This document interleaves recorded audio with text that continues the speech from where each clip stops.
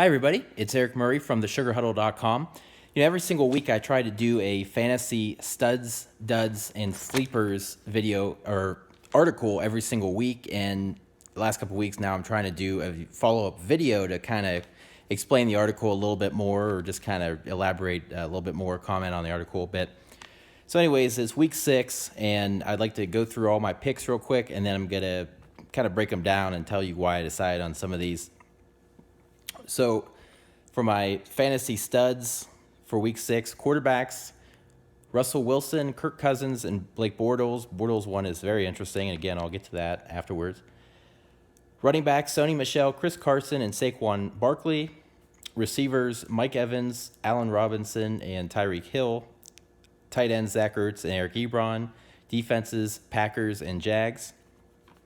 Duds, Andy Dalton and Cam Newton for quarterbacks. Running backs, James Conner and Melvin Gordon. Wide receivers, Odell Beckham Jr. and Demaryius Thomas. Tight end, I kind of had a tough one trying to find matchups this week, so I just went with Kyle Rudolph on that one. And then defenses, Browns and Cardinals. Sleepers, quarterbacks, Jameis Winston and Joe Flacco. Running backs, Alex Collins, Wendell Smallwood, and Peyton Barber. Wide receivers, Josh Reynolds, Christian Kirk, and Dede Westbrook. Tight ends, Tyler Higbee and CJ Uzoma. And defenses, Chargers, Seahawks, and Chiefs. So anyways, we'll start with the studs, obviously. Quarterbacks, Russell Wilson, he's playing the Raiders in London. So both teams are going to be at an advantage as far as traveling and jet lag, and I would say more likely that'll kind of benefit the offenses. But, Russell Wilson, the past 3 weeks, has not thrown an interception. He had 3 touchdown passes this past weekend against the Rams. He's facing a Raiders defense that's terrible at everything. They can't stop the run, can't stop the pass. They give up a whole bunch of points, give up about 30 points a game, just under. So, the Raiders get torched every single week. Wilson's playing great. The Raiders have no pass rush. Where have you heard that one before? John Gruden. And so they've got no pass rush. The Seahawks now all of a sudden are really pretty good at pass blocking. They were giving up 6 sacks a week the first 2 games of the season, and now they've only given up 6 sacks combined the last 3 games. And the running game is the thing that's really especially impressive. They've had a 100-yard rusher the last 3 weeks in a row, 2 of which are Chris Carson, who obviously I'll get to.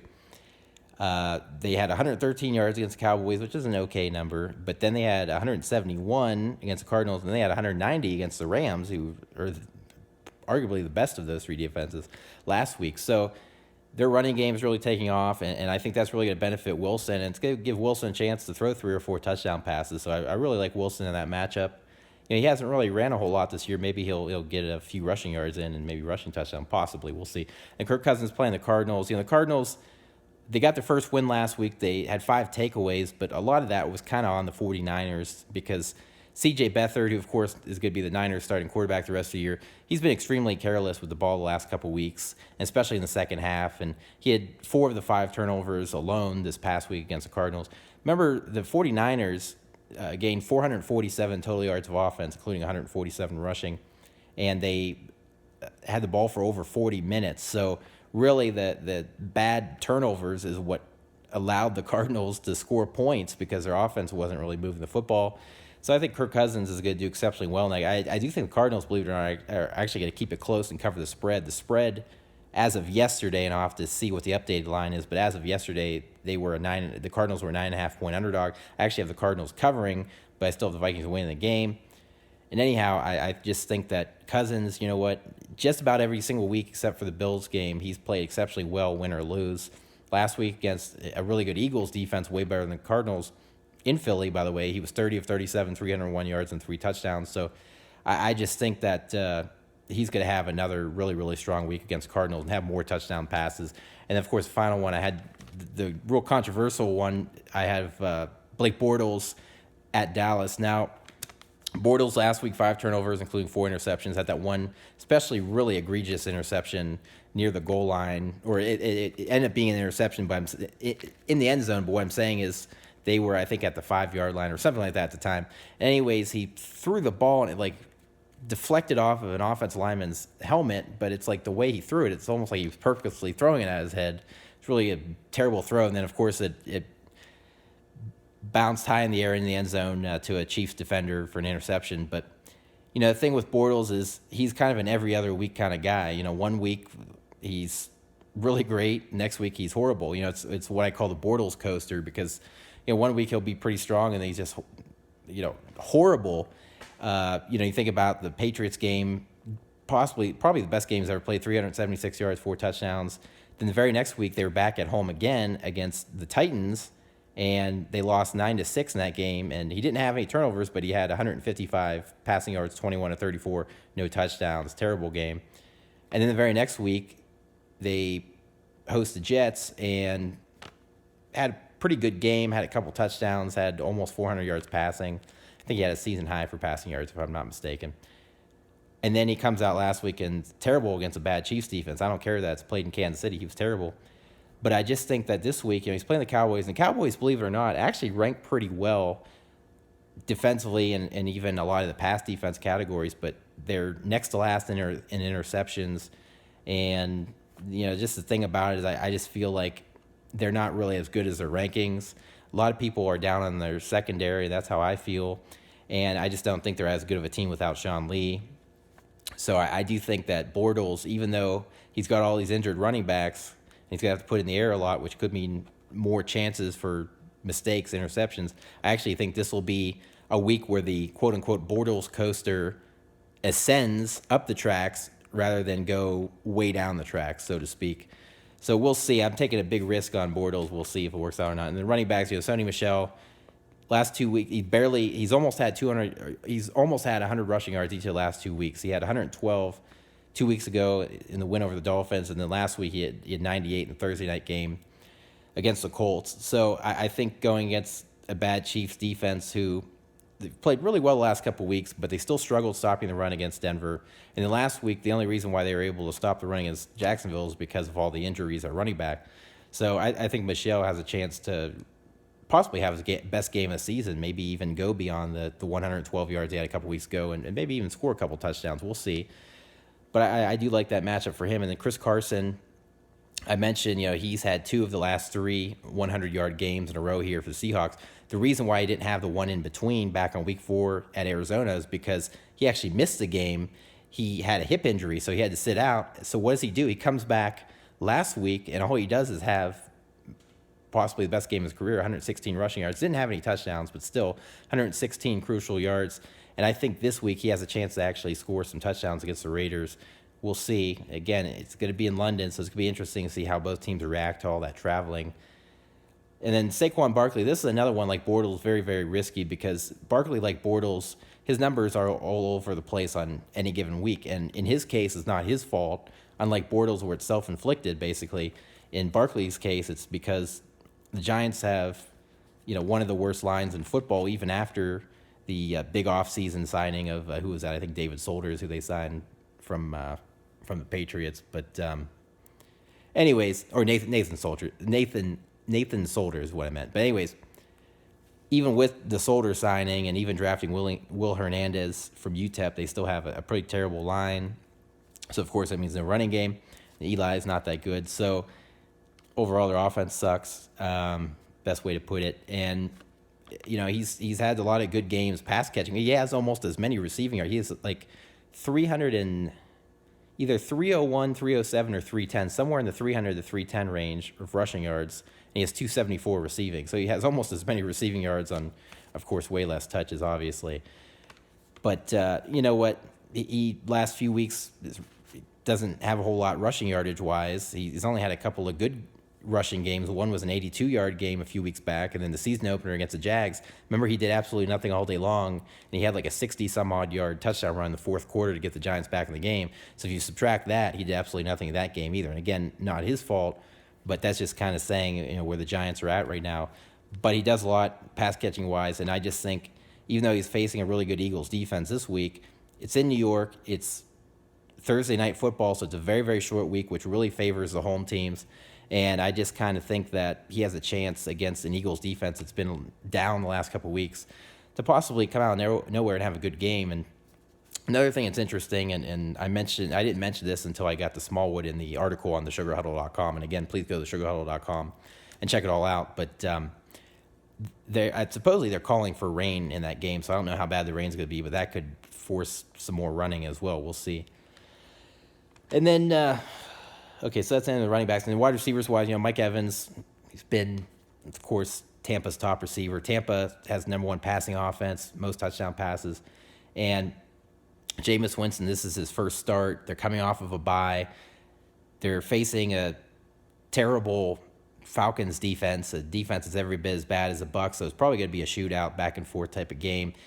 So I just think that Mike Evans has a chance to really tear it up the way Antonio Brown did last week against the Falcons, the way a lot of really good receivers have been able to tear it up against the Falcons. And the main thing too you have to think about is not only are the Bucs coming off of a bye, but the Falcons are completely demoralized because they got just hammered in Pittsburgh last week. So maybe that carries into this week, even though they're back at home in Atlanta.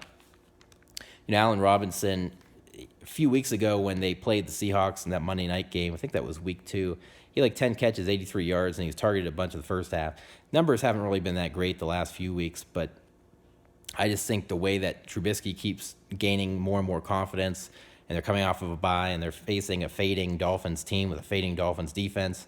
Remember, the Dolphins defense really wasn't that bad last week, but all those turnovers, and there was the 2 defensive touchdowns, of course, for the Bengals. So, maybe the Bears with their great defense, they force a few turnovers, a few really big plays, and that gives a lot of short field to the Bears. And then who knows, maybe Trubisky finds Robinson a couple of times, and maybe he has his best game of the year.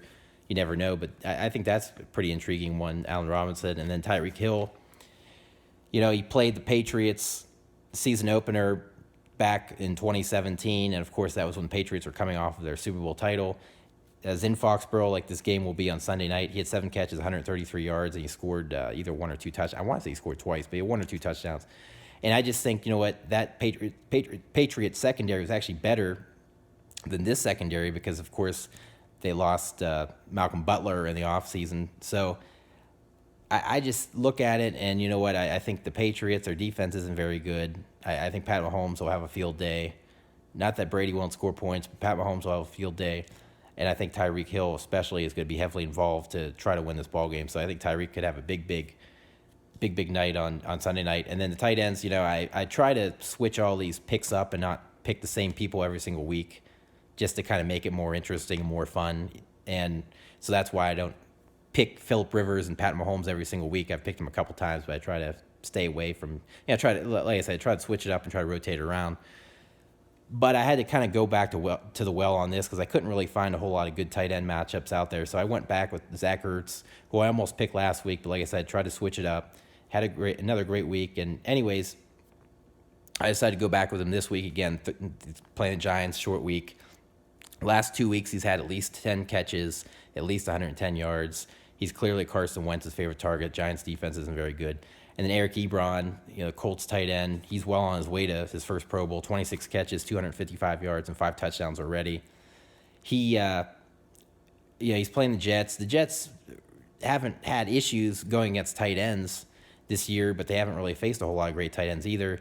And Andrew Luck, much like Carson Wentz, really loves to go to the tight end, and Ebron's kind of like his favorite target. And as far as I know, I think T.Y. Hilton's still banged up. I'm not sure if he's going to play or not this week. But going against the Jets defense, I think he's got a shot to have another good game. And he had 105 yards and 2 touchdowns last week, so he could have another game like that possibly. And then the defenses of Packers and the Jaguars. Jaguars, I mentioned Blake Bortles at Dallas. Dallas was 2-0 at home, but those weren't really that great of wins who they're playing. And this will be the best defense they've faced. Dak Prescott, I'm not sure if he's going to crack 200 yards. Remember, they played basically a full overtime period last week against the Texans, and he still barely cracked 200 yards. Had 2 bad interceptions on his part. Ezekiel Elliott was completely shut down. Remember, he's battling through like a knee injury right now. He had 20 carries for 54 yards, so he didn't do anything. As a team, they had, I think, 98 rushing yards. So I really think that Jacksonville's going to get after it and get a few sacks, and I think get a few turnovers and do a pretty good job of stopping the run and not giving up a whole lot of yards or points. And so I think it's going to be a really, really tough one for Dallas.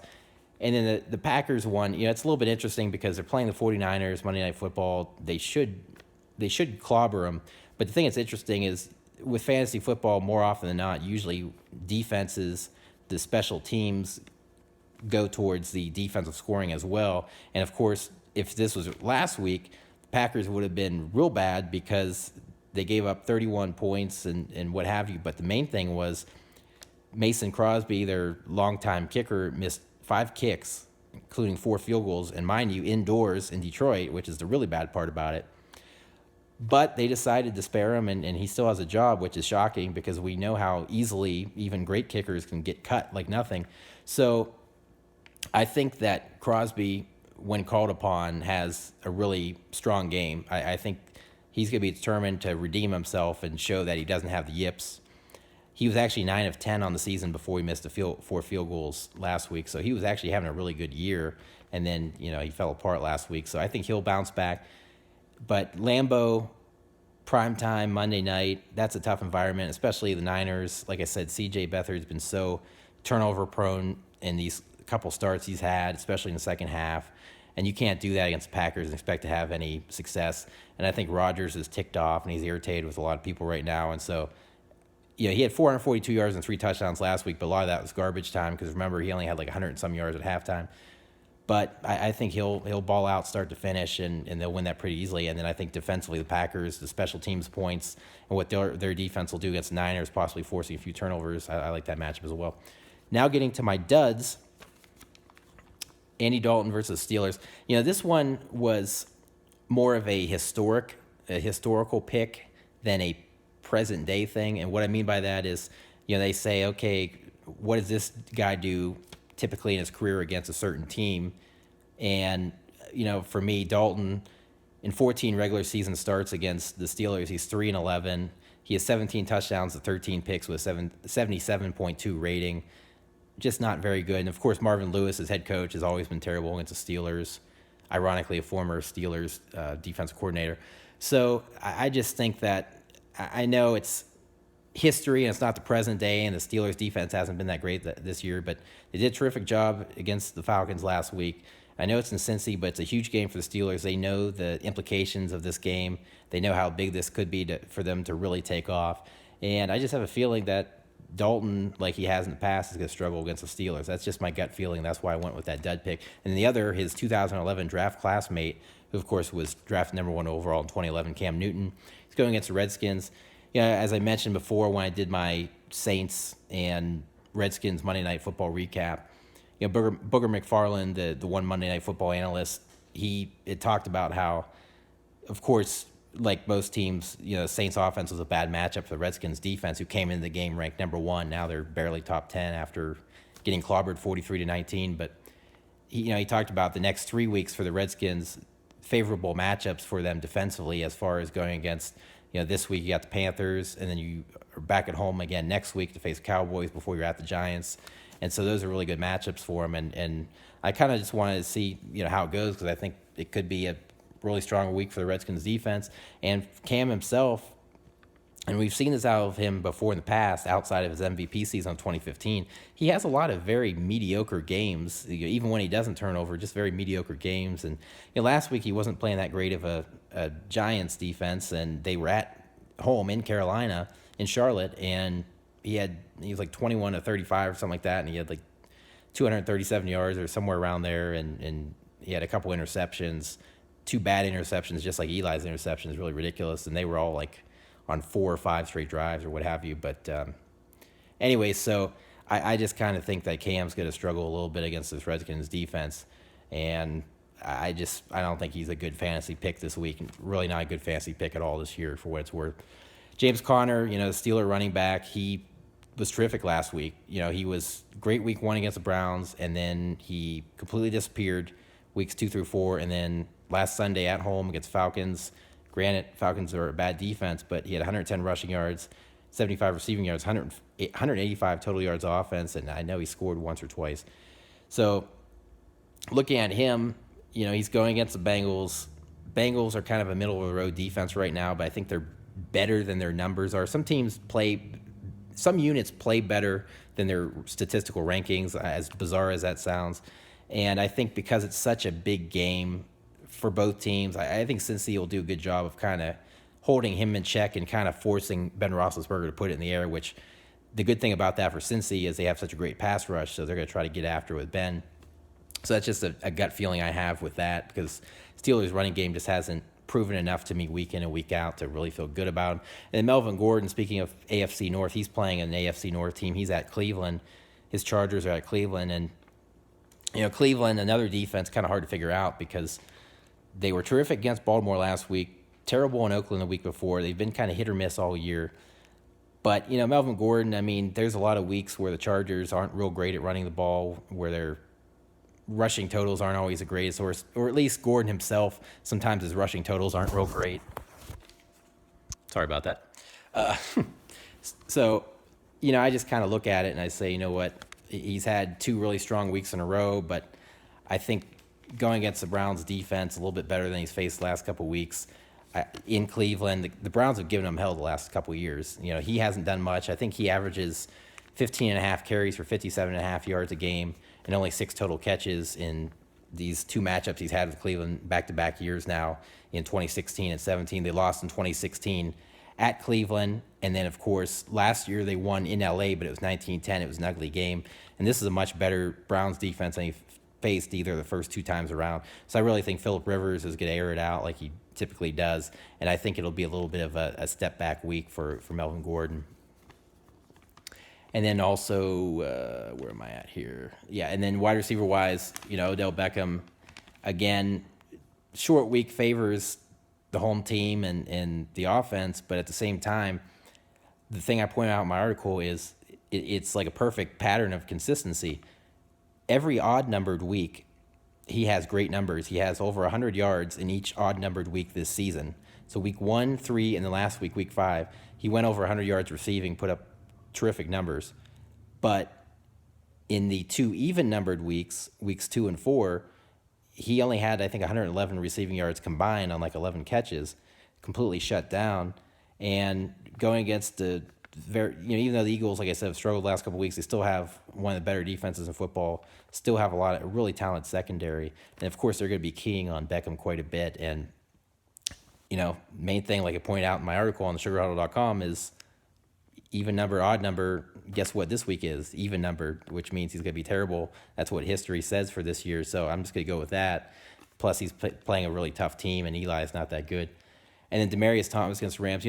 Demaryius Thomas is a good player, but I've always thought he's overrated in the sense that drops a lot of passes, and I think he leads the NFL in drop passes over the last several years, something like that. I'll have to go back and check that. But I remember hearing that on TV when they were facing, I think it was either the Monday night game against the Chiefs or the game last Sunday against the Jets. The announcers talked about that. But anyways, he drops way too many passes, and he doesn't really show up in big games, especially in the playoffs. Just not a real guy, not a guy you can consistently rely on, even though he's really talented. He's going against the Rams, and the Rams, their defense is still ranked really good, but the last couple of weeks they're starting to kind of fall apart because of a lot of injuries. And Aqib Talib is supposed to be back, and I think he might have played last week too. And then Marcus Peters never missed any time, but they still have other injuries they're dealing with. But at the same time, those guys are back. Peters, he faced them a lot in Kansas City and had a lot of success. And of course, Aqib Talib was Thomas's teammate in Denver, and so he probably faced him a lot in practice, so he knows all his tricks. So I just kind of think that, Case Keenum, he's probably going to have a hard time getting the ball off a lot, because I think the Rams' pass rush is really going to start to show up now, especially going against the hit-or-miss Broncos team. And so, you got to rely on Keenum just to get Thomas the ball, and a lot of Thomas's yardage last week against the Jets was like garbage time. He had 5 catches, 105 yards, and a touchdown against the Broncos. But a lot of that wasn't really in meaningful time. So I just think he's going to step back and have a pretty down week. And then, like I said, I couldn't really find a whole lot of tight end matchups that I like. So I went with Kyle Rudolph as a dud this week. His numbers really haven't been that amazing this year. So it's kind of a cheap pick, I guess, on my part. But, going against a team like the Cardinals, I think a lot of people probably think that this could be his kind of breakout week to get back on track. But the Cardinals really haven't been too bad against tight ends this year. Historically in 4 career games against Cardinals, he only has like 8 combined catches and no touchdowns. And again, this Cardinals defense isn't as good as those past ones, but nonetheless, I just kind of think that, you know what, Kirk Cousins is going to play well, but again, kind of his typical guys, you know, his receivers, Adam Thielen, Stephon Diggs, those will be the guys putting up the numbers like they do every week. But I think Kyle Rudolph, if some people are tempted to say, oh, this will be his breakout week because he's playing the Cardinals, I'm going to say no, that he's going to have another pretty unspectacular, okay week. He gets like 5 catches every single week, but nothing that great. And then the dud defenses, Browns and Cardinals. You know, Browns, again, as well as they played against the Ravens, give them a lot of credit. And they're back at home again this week. They were terrible against the Raiders. And the Chargers have an even better offense. And again, I know it's in Cleveland, and they've played the Chargers really tough the last 2 years. But Phillip Rivers having a hell of a year. 70.1% completion percentage, has just under 1,500 yards passing, I believe. 13 touchdowns, 2 picks.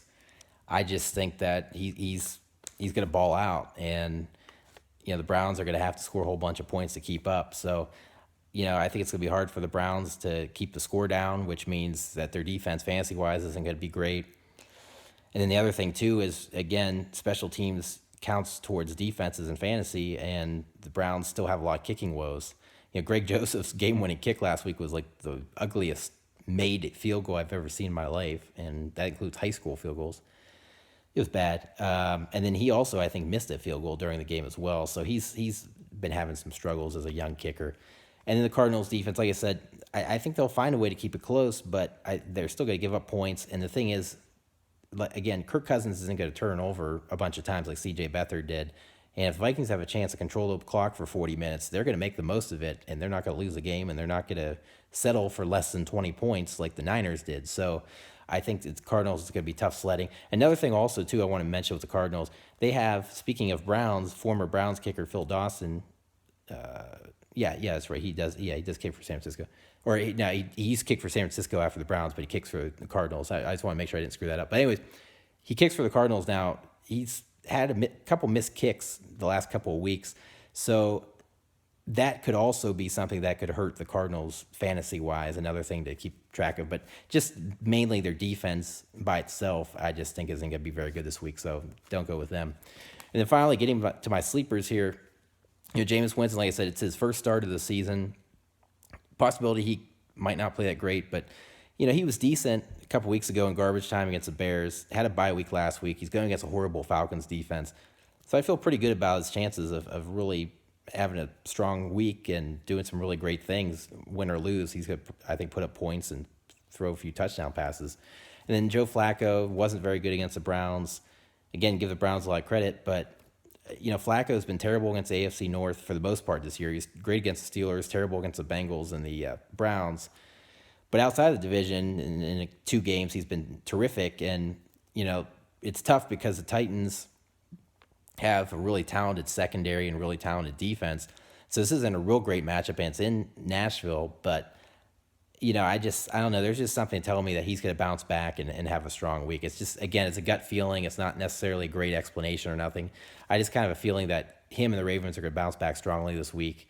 And I think the Titans are a little bit demoralized by losing to the Bills 13-12 like they did. That was a tough loss for them. And then speaking of, you know, his Baltimore Ravens, his teammate, his backfield mate, Alex Collins, you know, the Ravens had a much improved running game last year. I think they were ranked 10th or 12th overall, and they kept getting better and better throughout the season. And Collins almost rushed for 1,000 yards, but remember, he wasn't the starter all year long. This year hasn't really done a whole lot, and the running game still hasn't really been able to take off yet. But I do think that, again, even though they're playing against a really good Titans defense, I think the Titans are like ranked 26th in run defense or something like that as far as yardage. So they're not a real great run defense, and I think Alex Collins, he's going to actually have a pretty good week. And then Wendell Smallwood, you know, I took a chance on him as a sleeper before with the Eagles a few weeks back when there were some injuries at running back. Well, now, of course, it's a much more dire situation. And by the way, he didn't do anything a couple weeks ago. Thanks a lot, Wendell. But this week, the situation's a lot worse because Jay Ajayi tore his ACL, so he's done for the year. Darren Sproles has missed the last few weeks and looks like he might not be back this week.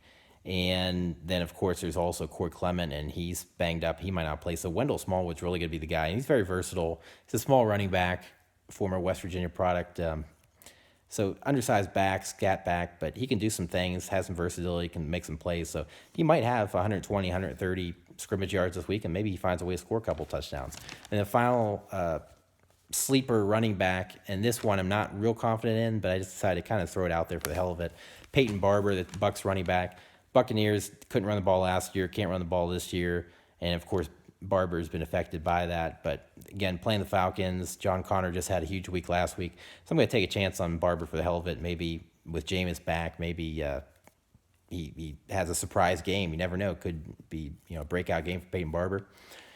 Receivers wise, Josh Reynolds, he's like the fourth, fifth receiver on the Rams, special teams guy primarily, but as some of you may have heard, of course, both Cooper Kupp and Brandon Cooks, the Rams' top two receivers, they got knocked out of the Seahawks game with concussions, and both of them are questionable for this game. A lot of people aren't sure if either one's going to play for sure, and they're going in a hostile environment in Denver, so who knows what's going to happen there. So then Robert Woods gets elevated now basically to number one receiver if those guys don't play, and so that could mean double coverage for him. And then in even more emphasis on Todd Gurley than what he usually gets, more attention than he usually gets already on a typical week. So maybe a guy like Josh Reynolds, he becomes an unsung hero and has a big 100-and-some yard game and scores once or twice. So has a bunch of catches. So that's why I thought Josh Reynolds is a very, very intriguing guy. And the Broncos, they got torched against a couple of jet receivers last week like Robbie Anderson. So who knows. So I'm not feeling great about Denver, even though they're back at home. Their defense has been terrible the last 5 quarters. Christian Kirk, the Phoenix area native who plays for the Arizona Cardinals, of course, played at Texas A&M. I want to say Josh Reynolds might have played at Texas A&M too, if I'm not mistaken. So I think they might have been teammates. I'll have to go back and look that up, but I think they were. But anyways, last week, Josh Rosen, in his second career start, didn't really do much against the 49ers. He was 10 of 25, 170 yards and a touchdown. But he has a beautiful 75-yard bomb to Kirk. And Kirk, if you ever got a chance to watch him at Texas A&M, I mean, he was a speedster, tremendous punt returner, and he could make big plays in the passing game. I really liked him a lot. He was actually my favorite receiver in this year's draft. He goes to the second round to his hometown Cardinals. And even though that was really all he did was that 75-yard touchdown reception, him and Rosen have a chance to really develop a great long-term relationship. But why I like it especially is the one of the very few weaknesses of the Vikings defense last year when they were great was that they were giving up big pass plays, and that was especially apparent in the NFC Championship game against the Eagles, where they were just getting torched left and right. Well, of course, this entire season, they've been getting torched left and right with long pass plays they've given up. So you've got this young, big-armed quarterback and a lightning-quick receiver. I'm going to say that he probably does have a big touchdown reception against the Vikings. I don't know how many yards he'll end up with, but I think he could have a big touchdown against the Vikings, so watch out for that. So he could be a nice sleeper. And then D.D. Westbrook, the Jaguars wide receiver at Dallas. Again, I think the Dallas secondary isn't as great as their rankings are.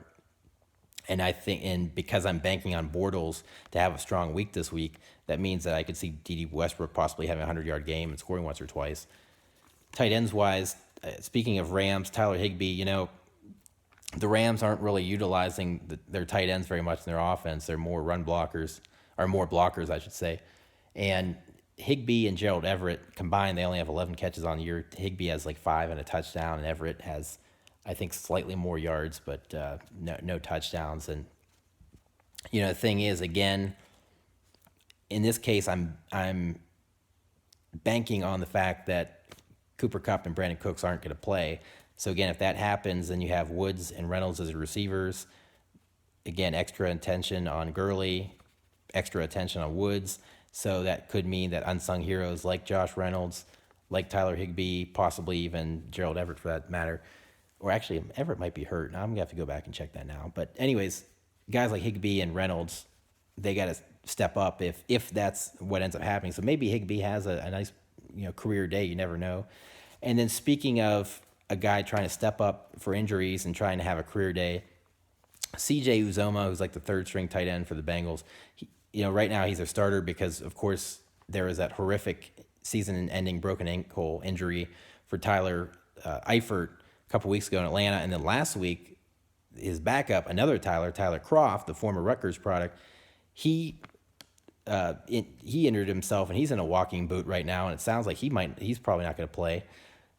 Or if he does, he's not going to be very effective. So CJ Uzoma, all of a sudden, he's a guy who could come out of nowhere and have a big breakout week, going against the Steelers, who have been very hit or miss against tight ends this year. So who knows? He could have a surprise a week.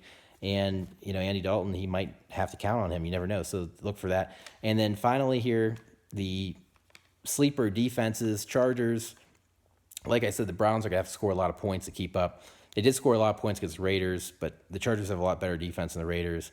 Chargers are the only defense that's been able to shut down the Raiders this year. They beat them 26-10 last week, completely held them in check, less than 300 total yards. And, the Browns last week, even though they were playing a really strong Ravens defense, only had the 12 points. Baker Mayfield had a pretty decent game, but of course he still had that early interception and was sacked 5 times. And I think the Browns might have also had a lost fumble possibly. Anyways, so, looking at that, I think the Browns are going to have to probably put it in the air a lot and score a lot to keep up with Philip Rivers and the Chargers. So that could lead to some opportunities for the Chargers, for some turnovers, for some sacks, maybe a pick six. You never know. So, Mayfield had pick six 2 weeks ago. You never know. So I like the Chargers there. One thing it does concern me, though, is like the Browns, their kicking game isn't very good, so that could hurt them as far as fantasy scoring. Seahawks going against the Raiders. Look, I just mentioned the Chargers. They're the only team that shut down the Raiders all year, but who knows? Maybe the Raiders have another tough week in London. And the Seahawks, I mean, they're not the Legion of Boom anymore, but they're still a top 10 pass defense. They're still doing a lot of good things on defense, and overall they played fairly well defensively in recent weeks. Of course, when you go against the Rams, you could give up a lot of points, but they still picked off Jared Goff twice, including once when they were at the 2-yard line. So it could be a good matchup. And the Chiefs, obviously, like I said, they've been playing a lot better the last couple weeks on defense. And, the Patriots, they don't really have a whole lot of targets. They still rely on Rob Gronkowski a lot. And we saw against the bad Lions defense, Brady struggled. He's had a lot of up and down games this year, regardless of who you want to blame for that. So who knows? I mean, the Chiefs could have a surprise game against them. He wasn't very good against them in the season opener last year, and the Chiefs defense was a better defense than they are this year, but they weren't all that either. So you never know. Maybe Brady struggles. Sunday Night Football could be a shootout with Pat Mahomes, even though it's in Foxborough. So, look for that as well. But anyways, those are my fantasy studs, duds, and sleepers for week 6. And keep going to the sugarhuddle.com and read all my articles. And please subscribe to my YouTube channel. Thank you.